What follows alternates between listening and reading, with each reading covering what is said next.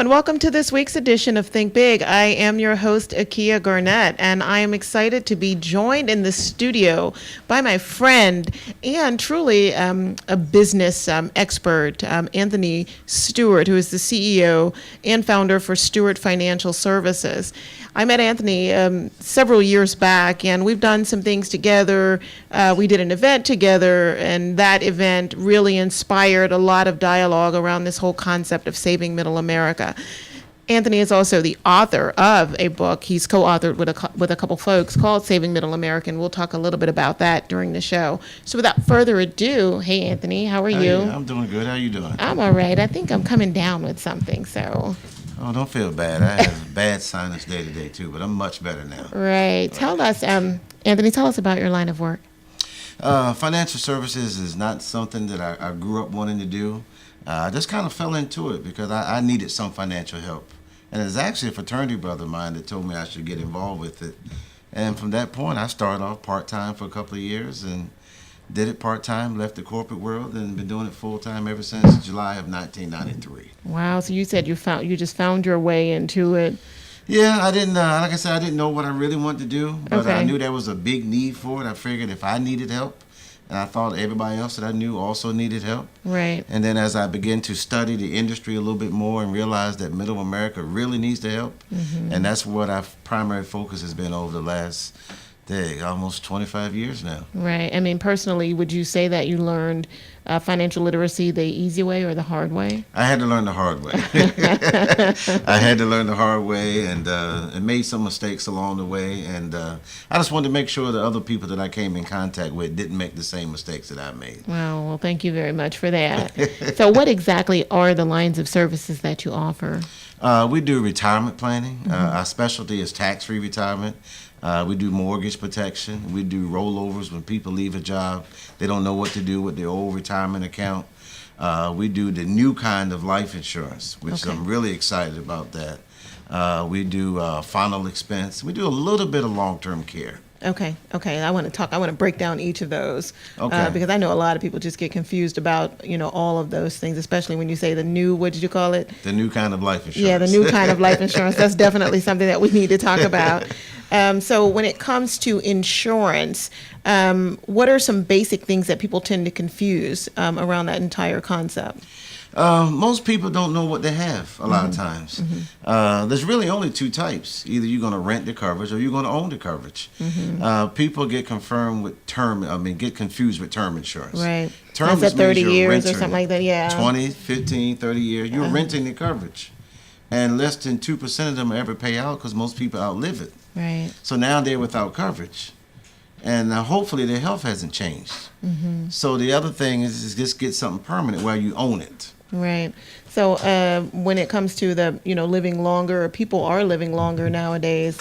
What are their options then if they are outliving the term? Well, they have to get something permanent. And actually, they really should be getting something permanent early on. Right. Because so when it comes to are you saying just do away with term as a whole? that's just my personal opinion. Okay. Because there are so many tax advantages that most people are unaware of. Right. And the wealthy people have been using these things for years, and we just got to get on board with what they're doing. In fact, the government has laws that are favorable to this stuff. So those are the kind of things that we share with our clientele. Right. So then if a person does have term and they've been in it for a while, I mean, do they have any options after they're getting close to the end of that? What can they do? Well, hopefully they can convert it to something permanent if Okay. they have the right kind. All term policies are not convertible. So in other words, it only works unless you die. So if they got to one where they can convert it to something permanent, and a lot of times you can do that without going through the insurability part again, Right. which is really most important. Well, let's talk about some of those permanent options that you mentioned instead of term. That's whole life, which is the oldest kind, which is also the most expensive. Then you have universal life, where the premiums are flexible, it costs a little less. And then you have what we call index universal life. That's where you can take the advantages of the Standard & Poor's or S&P 500. It builds up cash much faster, and your premiums are still flexible. So that's pretty much what the newer people are doing today. Right. Because a lot of people don't have a retirement plan, so they're using this as a way to save money and pull it out on a tax-free basis. It has really changed the whole surface of the way people look at insurance now. Okay. I mean, how do you help people start from square one? You know, especially people who may not be financially literate at all, and they may not be aware of any of the terms that, you know, you may use on a regular basis. Right, Where do you right. start people when they just come to you and say, I don't know what I need, but I know I need something? Okay. Well, it all begins with teaching them how to build their financial house. That's where it all begins. And if you look at the house you live in, the first thing that went down is the foundation. Right. That's the most important part of the house. So when it comes to financial planning, it all starts with the foundation, and the foundation is life insurance. Right. And we pride ourselves on making it simple. Either you're going to rent or own, and it's really just that simple. Okay. And so the main thing is get what's in their budget. Right. That's the most important thing. And people always ask me, well, Anthony, what's the best policy? I said, the one that was in force the day you died. Right. That's the best policy. So, and when you say get something that's within their budget, you're traditionally working with folks who are employed by someone else, or are you also working with small business owners who might be looking Both. for options? Combination of both. We do a lot of seminars and stuff in the federal government and churches. So we're dealing with all spectrum. We're dealing with people that are just beginning. Right. We're dealing with people that have been in the workforce for 30 to 40 years. So we deal with the whole gamut of that. So we don't just target just the young folks. Everybody needs it. Right. And we don't discriminate based age. So if you're 55, 60, it doesn't really matter. You still got to understand the same things. Right. Is there a minimum amount of money that you need to invest in order? As far as insurance? Yeah. You can get a program for as low as $25 or $30 a month. That's Right. the best thing for your budget. Right. Some coverage is better than none. I learned this saying years And that would be ago. not term, but that would still be like something more It permanent. depending on the age. You know, people get hung up in the amount. You got to do what's in the budget. Right. I always believe this: a little bit of something is better than a whole lot of nothing. Right. I could not disagree with you at all on that. So let's just back up a little bit and talk about Stewart Financial Services. Tell us about how long the business has been running and the ways in which you're going out and educating people, but also servicing them. Yeah, we've been in business now almost 25 years. That's great. Based out of Congratulations. Atlanta, Maryland. Yeah. We are committed to be a company not just to educate, but really have some fun. I'm at the point in my life now, I don't want to do anything unless I can have some fun with it. And the people that we bring on board to work with us, those are the kind of people that we want to attract. People that want to have fun, but also understand the seriousness in what we do. Right. So we don't look for people that just want to be here to make a quick dollar and go somewhere else. Most of our agents have been there over 10 years, and that's unheard of in this industry. Right. What does their job look like? They basically go out and do the same things that I do. They go out and present workshops. They deal with clients on a daily basis. Right. They deal with children, juvenile coverage. They deal with rollover. They do the same things. Right. So in about 90 days, most of the time, we can get a person up and running, and they could be out here servicing people and putting money in their pockets and also doing what's good for the client as well. Right, and then this great book that you wrote, Saving Middle America, and I know you co-wrote that with a couple folks. Tell us about that, the foundation of that book, the focus of it, and what you hope that it will continue to do. Well, number one is education. My other business partners, Barbara Cavage, Richard Ross, we got together and wrote the book. And basically what we did was put all of our years' experience together in a book. And one of the things we wanted to make sure was happening, we didn't want to talk in some high language that people didn't understand. Right. It looks good, but it doesn't make a difference if people don't understand it. Right. So we wanted to make sure we got that message out clear. I particularly wrote chapter number 4 as it relates to African Americans and how we really got to get on the ball because we got to deal with different elements a lot of times as it relates to our health. Right. So we talked about the importance of starting early. And it's really never about how much money you save. It's really how long you do it. Right. And that's the main message that we wanted to get across. So trying to get people to save longer, Right. even if it's just smaller amounts of money. That's right. And it can be a smaller amount if you start early. Right. The problems that we see is people start late. Now we can't talk about $100 a month. Right. Now. You're already 53, 54 years old. You're Right. starting late. Right. So you have to put in a lot more. The other problem I see is because a lot of times we start late, we chase the higher returns. Right. And not realizing their higher return, the greater the risk. So we got to be aware of that. Right. So what did you particularly find when you started to do even more research on the African American community and our saving habits and the things that we've done okay with over the years. We're and the getting things, better. Yeah. We still have a lot of work to do, but we are getting better from what I see. I still see younger people wanting to start earlier, and then I still see older people realizing that they should have started earlier, Right. and now trying to make up the ground from which they lost. Right. So there is improvement, but we still have a long ways to go. We still have a lot of work to do, and we're willing to roll up our sleeves and continue to educate and do the best job we can. Okay, and most of those packages are these when, that they're benefiting from them, or they're beneficiaries after they're dead, or are you also working with them on things that they can borrow against in the future? And Absolutely. I mean, that's what the permanent coverage does, where they can take out money. In other words, we're teaching them to become their own bank. Right. And there have been several books that have been written about this, where you borrow from yourself and you take the money out on a tax-free basis. Right. One of the things that makes us a little different is we focus on the real issues, and nobody's really talking about taxes. Right. Taxes will become the single biggest obstacle that prevents us from creating wealth. So we got to learn how to buy out Uncle Sam. And those are the things that we teach in our workshops, how Right. to really do that. And you talk about this tax-free retirement thing. What does that look like? What is that? Well, there's only a couple ways that you can save tax-free money. One of them is a Roth IRA. The other one is certain types of permanent life insurance. So you got to get as much money in the tax-free buckets as you can. So we just teach people how to do that. Most people are saving tax deferred, which is okay, but you Right. still got to pay the taxes on it in your 401ks, your 403bs. So we got to get some tax-free money. Right.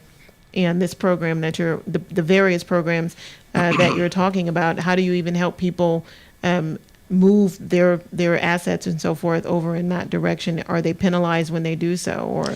Well, if they left a 401k plan, just roll it over into another IRA, there are no taxes right now. But it's still, just like we can't change that. Uncle Right. Sam still wants his money Right. when you pull it out. But they are direct rollovers where you don't have to pay the taxes now. Okay. And when you all were defining Middle America, what and how did you define that? Because it just seems like such a broad term now.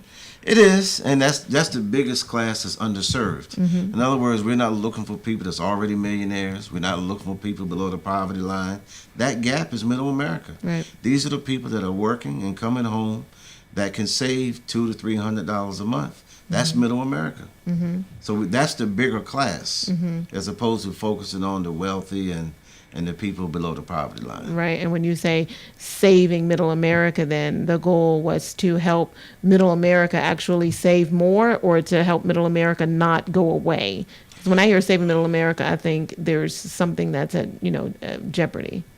Well, I mean, if we don't change some of the things we're doing now, things are going to get worse before they're going to get better. That means we just got to start teaching people the importance of saving now. We got to teach people to get basic life insurance. There are so many people that don't have insurance at all. Right. Do you have any statistics on how many people are just not covered? According to the LIMRA studies, 50% of Americans don't have insurance. Over 60% are underinsured. Most people only leave enough life insurance to replace their income for 2 to 3 years. Right. And it should be 10 years or more, in some cases even longer. So that's a big job to do just on life insurance alone. Right. And so you're out there and you're doing seminars and so forth. What kinds of topics are you teaching in the seminars? We teach anywhere from budgeting to college planning to understanding life insurance, the power, the purpose, and the tax advantages. Right. Disability income. A lot of people are not protecting their income. If you take a breadwinner out of a household, that's going to increase the foreclosure rate. Right. So people have to learn to protect their incomes. And that means that you got to have enough money set aside where if you can't work, the bills don't stop coming. Right. So your So there has to short-term be money. disability is what you're talking about. Those are- Short-term, long-term disability. I've seen that happen where people lose their homes because the breadwinner's sick. Right. So Wow. we got to be prepared for that. Wow. And those seminars, they one-day seminars, especially when you talk about budgeting. What are some of the key things that you cover in budgeting? Because I wonder if it's an income issue with many people, or if it's just a budget issue with many people. I think it's a budget issue with many people. And let me tell you why I say that. It's prioritizing. Right. One of the things about budgeting, I'm not saying none of this is easy, Right. but learning to understand your wants versus your needs. Understanding what you need now and stuff that you can do without. Right. And we don't get in trouble on our fixed expenses. We know how much you pay for your mortgage, your car note, or whatever. Where most of us get in trouble is our variable expenses. Right. Eating out, shopping, going to shows, and all those things. Right. That's where we get in trouble, not on the fixed expenses. Right. So if we learn to put ourselves at the head of the line, we work to get that check, and we pay everybody else first, and we give ourselves what's left over. Right. We got to put ourselves at the head of the line, because Verizon, your car note, and all these other people aren't going to send you a check when you get old. Right. So we got to put ourselves at the head of the line. So putting ourselves at the head of the line means putting something away for self. Is that what First. you're saying? Yes. Before Versus that we do all this disposable other stuff. income thing. That's So then right. that means you have less disposable income. That's okay. Yeah, I'm not saying it's a problem. I'm not saying it's a problem. Just Right. saying. It's a thing where either we're going to pay now, Right, so or that later. we can play later, Right. or we're going to play now and pay later. Right. One or the other. Do you have any stories that you can share on someone who kind of got it right? They've done a really good job with their portfolio, and it really, goes to show of how they're playing today. And the young lady started way back when she was 18. I met her at a beauty school in Lanham, Maryland. And we talked, we got a plan together. And to this day now, she's married, has bought a couple of homes. And it all came from her becoming her own bank. Right. She did never have to go to the bank and take out a loan. She had enough money in her policies Right. to borrow from her own self. And it's good to see that. You know what I mean? Now she's teaching her children. Right. Her daughter now is 21 and now has sat down with me and got something started. Right. So I love to see those kinds of stories. And I mean, it's something when you start to talk about African Americans and some of the challenges when it comes to financial literacy. A lot of it is also, generational, where you just aren't able to pass any knowledge down about financial management. And so it just continues. Their cycle is just almost forever. How are you breaking some of that? Because it sounds as if you are.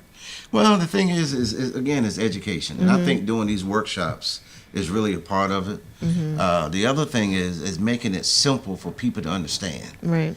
I mean, in plain and simple language. I think that's really the key. And just never giving up with the message. One of the things I pride us on, our message is the same. We don't get off path too much. Right. The message is the same. You got to start early, and it starts with the same order: insurance first, emergency money second, retirement. Then you could think about retirement. Okay. But then we got to think about the what ifs. What if I get sick? What if I have a heart attack? What if I have a stroke? That derails all that planning. Right. So we got to do all this stuff in the right order, and it has to be consistent. And what about insurance policy amounts? How do you help people determine what's enough? Well, put it this way. I've never had anybody say, you know what, this was too much money. I'm sending some of it back to the insurance company. Right. I've never heard that happen. Right. But it kind of, basics is at least 10 times your income. And in some cases, that may not be enough. If you got a spouse and children that are dependent on your income, it's called the dependency time period. So that husband and wife had to sit down and say, if I were to die tomorrow, how long does my wife need my income to carry out my family goals? So then we got to compute college. We know college is going up every year. Right. So by the time a child is born now, it's going to probably cost them over $300,000 just to go to college. Absolutely. So if you got 2 kids, that's over $600,000. Right. A $250,000 policy won't do that. Right. I mean, one of the things when it comes to talking about life insurance is the whole concept of death.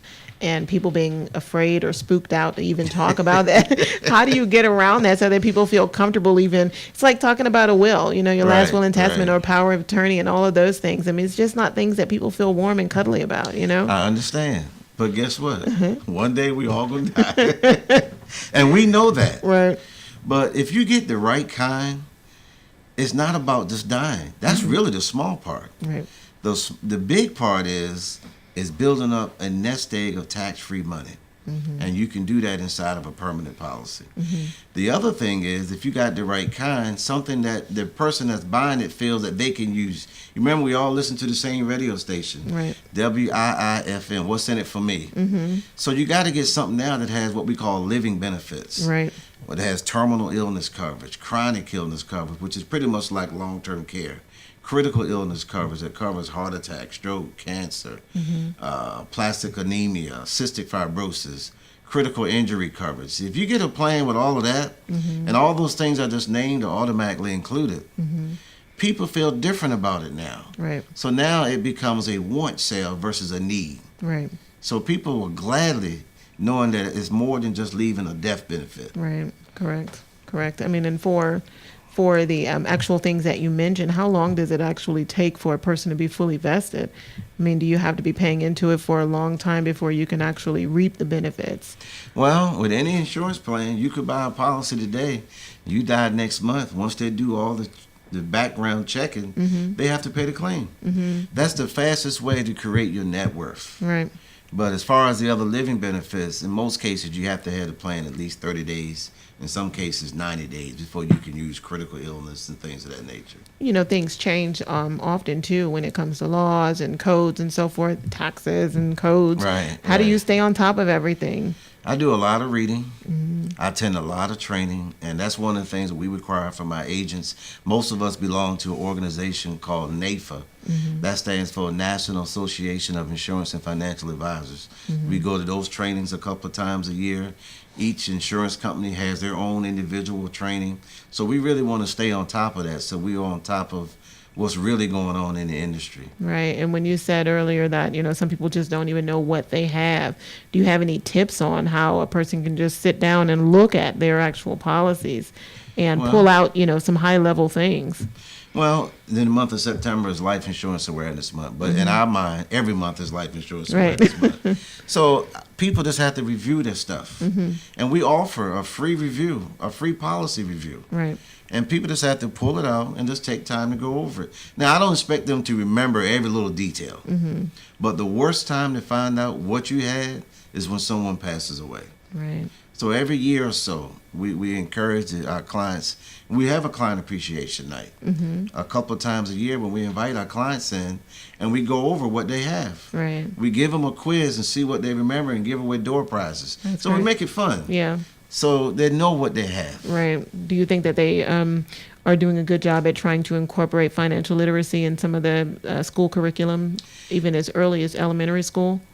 It's getting better, but it's still so much work to do. Right. I don't think they're doing enough of it. I still think financial literacy should be a part of even graduating from high school. If we don't teach our young people about money, then where are we headed? Right. You said earlier that you also do a lot of workshops in churches and so forth. What are they calling you in for? Financial literacy workshops. We have different titles. Some of them we call tax-free retirement. Right. The 4 steps to creating your own financial independence. Now we're doing one called protecting your retirement assets in a volatile marketplace. Right. So we have different titles of them, but a lot of it, the basics is the same, but we may incorporate other things into it. Right. But that's what the people want to hear. Churches want to make sure that people can budget. Yeah. Because if you budget, you can give more, but you got to live on a budget. Right. I mean, the thing is, with the increase in entrepreneurship and more people taking that, you know, step toward working for themselves, sometimes those salaries may not be as high, or their income may not be as high as if they were working for an organization that provided some of the benefits that, you know, we're talking about. How do you help people early on when they're going into business for themselves recognize some of the things that they need to do in order to secure their financial future? Well, if it's a partner, if Right. it's a couple or whatever, that the first thing they need to get is key man insurance, Right. so that the business can keep going in the event one of the partners passes away. That's where it all begins. The next thing you need to do is get disability, because if they can't get in the shop or whatever and do the work, the bills don't stop coming. So those are just some basic things. And then maybe a couple of years on the road, you could really start socking away some money so that you can have a future. You can't work forever. Right. And providing those services for their employees, you're helping them to also. Yes, if do they want that. to do that, we can do that.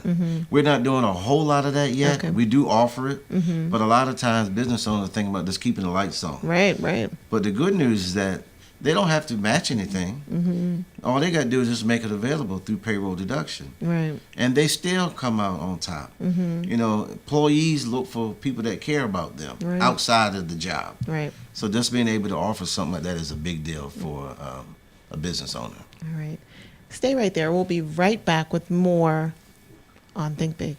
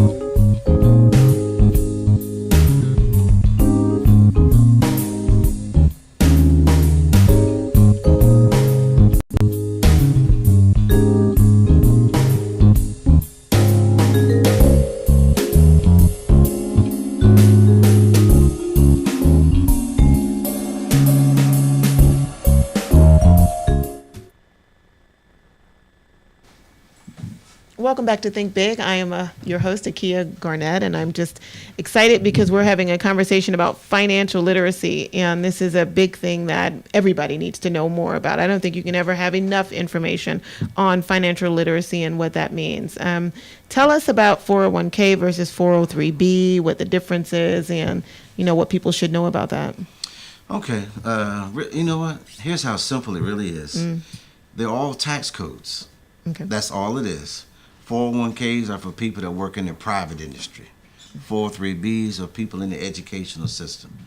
Then you have the 457, those are like the state and municipal employees. They're all tax codes. The TSP, that just stands for Thrift Savings Program. That's the federal government's retirement system. So they're all tax codes. They all work the same. You defer everything. You defer the taxes. Right. But you have to pay the taxes when you pull them out. And that's where Uncle Sam steps in. I see Uncle Sam is our solid business partner. Right. He knows this. And it's funny we're talking about this because, the Roth IRA is, you can use that for retirement, but yet you can only put $5,500 in that one. Unless you're over 50, you have that other 1,000. But yet in these tax qualified plans, your 401ks, your 403bs, 457s, you can put 18,000 in there. And I always ask my question, how come it's not equal? Right. And the answer is real simple. That's the government's revenue stream, taxes. Right. So, and if nobody doesn't believe that taxes are going to be higher in the future, they really need to wake up and smell the coffee. Because taxes, because of the debt that the country's in, for every dollar that comes in, 76 cents goes toward 4 major things: Medicare, Medicaid, interest on your debt, and Social Security. So because of that, taxes going to have to double at some point in order for the country to remain solvent. So the government knows that. So all we're really doing is delaying the pain when we dump a lot of money in these accounts. Right. And you know what, I'm going to give you a good analogy. It reminds me of, let me ask you this question. You're a smart lady. Well, you are. it depends on your question. If you were going to buy a house and the lender says, Akia, here's your mortgage payment. Your next question would probably be, well, what's the interest on this loan for the house? Correct. And the lender says, I don't know, but I'll tell you at the end of the 30 years. Okay. Would you take that loan? No. Okay. But that's kind of in a sense of what we're doing when we pour our money in these tax qualified plans. We don't know what the tax complications is going to be. Isn't that scary? That's very scary. I mean, so But right we can't now, do anything about it, can we? we can't do anything about it. Right. Well, we can do Well, something as about we it. can do, we can be proactive on. Yes. We can redirect some of that money and put it in a tax-free bucket. That's what we can do. But we got to do it, though. Is there still a gotcha at the end of that too? Well, no, because you've already paid the taxes before you went in. And if you set it up properly, the money comes out tax-free through the proper use of loans and withdrawals. That's what the wealthy people do to get tax-free money. Right. It's not in the stock market. It's not in the 401ks. It's in tax-free buckets. Right. And here's the thing. If you set it up right, there's no limit as to how much you can put in Really. if you structure it properly. So you don't have this 18,000 and 5,500 threshold that you mentioned earlier. No, you don't. Not if you set it up right. Right. And what about pensions? I remember pensions used to be the hot thing. People used to talk about that a lot. You never hear anybody talking about a pension anymore. I wish I had one. Right. But here's the good news. We can create our own pensions. My thing about pensions is less than 11% of Americans have a pension now. Right. So for those who have one, I mean, you're in a good place. The pension is really nothing but a guaranteed paycheck for life. Right. But here's the danger now. You got to make sure your pension is funded properly. There are a lot of pensions that are not funded properly. Now, what does that mean in layman's terms? Right. You could be getting $5,000 a month, and then 10 years from now, or 15 years from now, or even next year, you could get a letter saying that because it wasn't funded properly, this $5,000 we've been sending you for the last 20 years is now going to be $3,000. So a lot of people's pension is not funded properly, and there's a report that they can request so that they can see how well their pension is funded. Right. The best example I can give you is the state of California. Their pension is underfunded. It's probably not going to last much longer. So that's scary. So the people that are currently drawing their pension, they're just going to run out of money. Well, they probably won't run out completely. They just may get a smaller benefit. Okay. Okay. They're not going to send it back, Right. but it's an adjustment in their lifestyle. Right. What about things on the East Coast? What are some things that people should be thinking about if they're living in Maryland or Virginia or D.C.? I don't think it's a geographical thing. It's just really where you work. I mean, it's expensive to live here. Right. I mean, we have to save more money to live here, and we need to save it more tax-free. Right. We got to really stop chasing growth. You know what I mean? And that's what makes our firm a little different. Its income is the outcome that matters most at the end of the day. You know, not chasing the high returns and playing around with the market. Because a lot of times people get hurt by that. You know what happened in 2008? Right. I know people that lost $100,000, $200,000. Why? Right. Greed, I guess. It was exciting. Well, That was exciting. That was an exciting time. People were pulling all kinds of money out of their homes and everything. I mean, it was nice. People lost a lot of money in A 2008. lot of money and a lot of homes. Yeah, but see, now they're trying to get it back. And unfortunately, a lot of America has forgotten what happened in 2008. Right. They forgot that the market lost almost 40%. And now the market is looking good now. We're in the 9th year of the longest running bull market in the history of our country. So their accounts are looking good now. Right.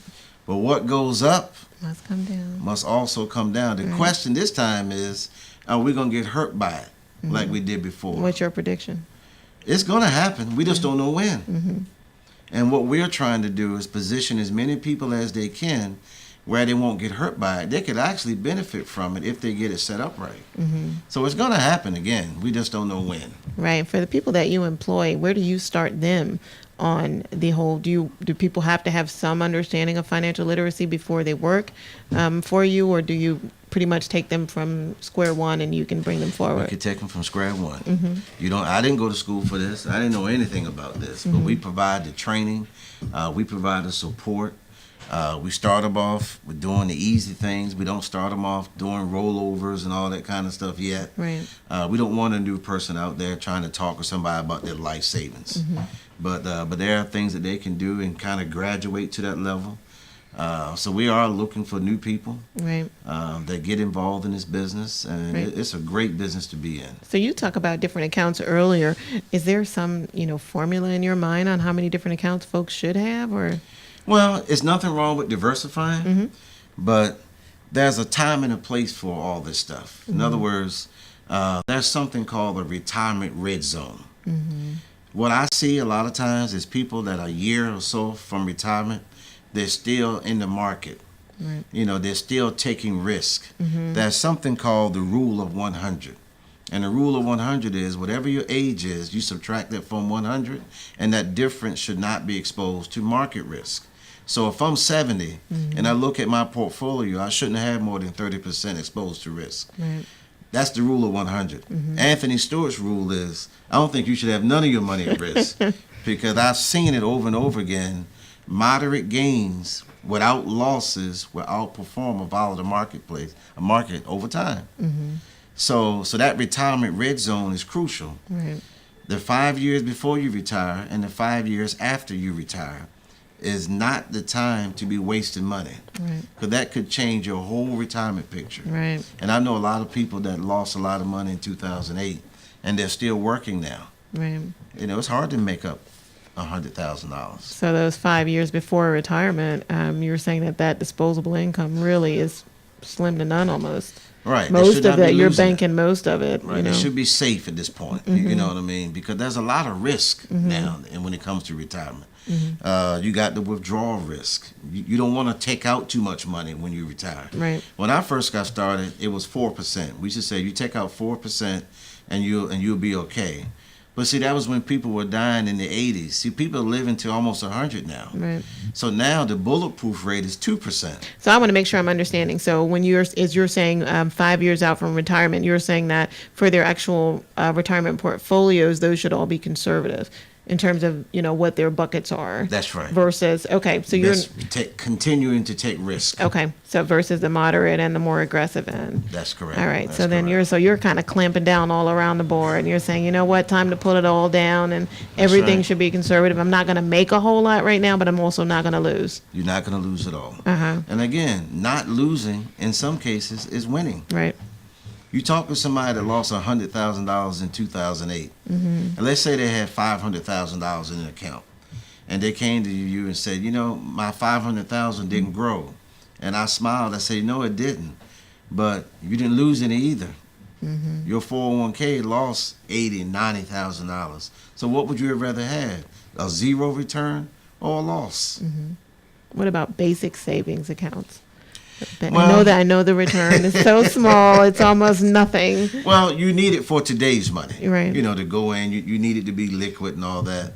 But it's not for long term. Right. Because the rule of 72 is whatever return you're getting divided by 72, and that tells you how long it takes for your money to double. So if I got 3%, it's going to take 24 years for that money to double. Right. If we're getting 1%, it's going to take 72 years for your money to double. Right. It's kind of the formula has been changed so much because people are waiting longer to have children, to start a family. So they're working longer, but some of them, their lives are different than what they used to be traditionally. What about those folks who are older but they have younger children? How do you help them with that whole thing? 'Cause that's to me, that's terribly complicated. It is. It is. Just the financial piece and the mentality and the physical drain and all that. But they gotta save money. Right. They gotta save. And so if they hadn't saved a lot on the front end. Right, it's gonna be even harder now with kids. Yeah. Yeah. It's definitely gonna be harder. What They if- may have to take a part-time job for other income. A business like this, for taxable income. And what about coverage for children? Is there something out there that you recommend, or? You know, that's a good question. When I first got started, we were always taught you don't need to put insurance on nobody that's not bringing in an income. Right. And, you know, back then it kind of made sense. But as I began to grow and do more research, children nowadays have a whole lot more to deal with than we ever had to deal with. I mean, you got bullying, and we got suicide. I mean, we got all kinds of stuff. You got people snatching children now. We got people going in churches shooting. They have a whole lot more to deal with than we ever had to deal with. Every child that's over 15 days old needs coverage. Now, 2 points. Not because a parent wants to benefit. No parent wants to ever deal with that. No, not at all. But if they did, think about what mentality a parent is going to be in dealing with that. You just can't go back to work next week. You know what I mean? I mean, you're going to need time off. You're going to need counseling. And the person still has to live. The other part of that is because we're dealing with more health challenges now with young children, we got to guarantee their insurability. Right. I didn't sign anything saying my children are going to grow up to be healthy their whole life. So if they get an illness and become uninsurable at 18, 20, or 10 years old, now they can't get coverage at all. So why not lock them in now when they're 1 and 2 years old? Now they have it that can never be taken away. Right. So we got to think bigger now, and then just worrying about a death claim and things of that nature. You have any stories of families that you've seen really suffer as a result of not having the right coverage? Oh, absolutely. We've had good stories and we have bad stories. We had an agent on our team. His son had cancer at age 16. Luckily, he had a program, and he was able to pull out almost $50,000 using a critical illness benefit because he missed a lot of time from work.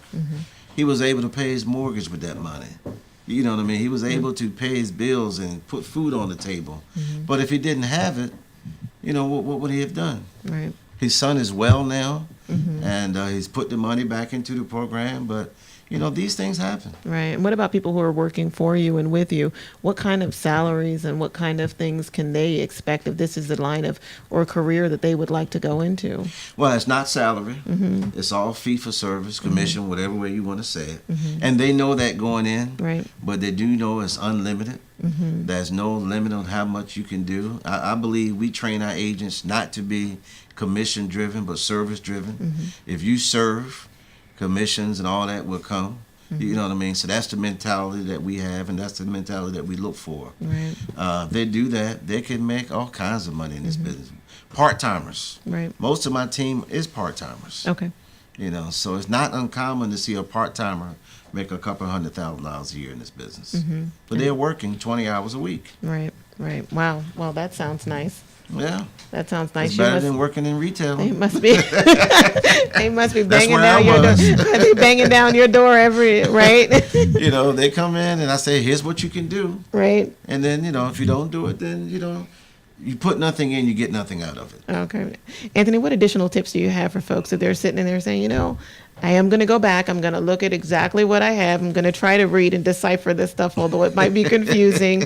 And then I'm going to try to take next steps. What would you say? If you have questions, just call 301-794-4290. Right. Write your questions down, and then we'll answer the questions for you. But the main thing is this, whatever got you involved with it, just write your question and ask the questions, and ask them to explain it in a way that really makes sense where you could understand it. Right. And if you do that, and it may take you doing that a couple of times before you really understand it, and that's okay. That's what we're here for. Right. I want to finish up with a question about the book, Saving Middle America. What was your hope for that book, and has it met that expectation or that desire? The hope was to really make sure that people can really realize that it's not as hard as we make it sound, that you really can become financially independent and understanding it and doing it in a simple way. That was the main purpose of the book. Not to make it so difficult where, you know, you have to have a PhD in economics to understand it. We really had to dumb it down to where a high school student or elementary school student could understand the difference between term insurance and permanent insurance. Right. See the benefit of starting early versus waiting. So it has met that. As far as a book number 2, Yeah, that was my next question. we haven't thought about that yet. Yeah. It takes a lot to write a book. You've written several books, but so that's really not on the horizon right now. Right. But we do want to get that book into as many hands as we can. Okay. Do you have any upcoming seminars or trainings that people can learn about? Actually, it's funny you mentioned that. We have a seminar Tuesday Okay. at our office at 10210 Greenbelt Road in Lanham, Maryland. The topic of it is protecting your retirement assets in a volatile marketplace. It's not volatile right now, but it's going to be real soon, and how we can protect your hard-earned money that you work so hard to get. Great. Give them the phone number one more time, Anthony. 301-794-4290, and ask for Anthony Stewart, and we can answer any questions that you have. Anthony, thank you so much for joining us this week on Think Big and for bringing all that information and knowledge and wisdom, and I thank you for the work that you are doing, because it is helping people, on the front and on the back end, to alleviate themselves from so much stress and heartache. So again, thank you for being here. Thank you. Thank you for tuning in. We will see you next time on Think Big.